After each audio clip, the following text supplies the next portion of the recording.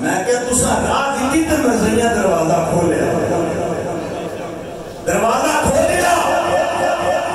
شاید آپ کو کبھی یاد ہوئے 1973 کے آئین میں جدو مرزیہ نو کافر قرار دیتا گیا اسمبلی کے اندر مرزا ناصر بھی ہے عہد ملت اسلامیہ علامہ شاہ احمد نورانی صدیقی بھی ہے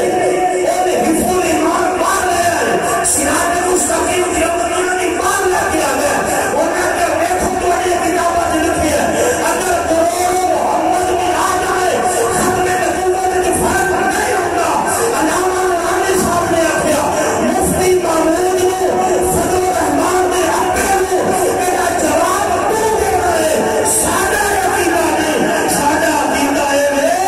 کہ اللہ ختم نبوت کے بعد کوئی نبی پیدا کر ہی نہیں سکتا انہاں کیا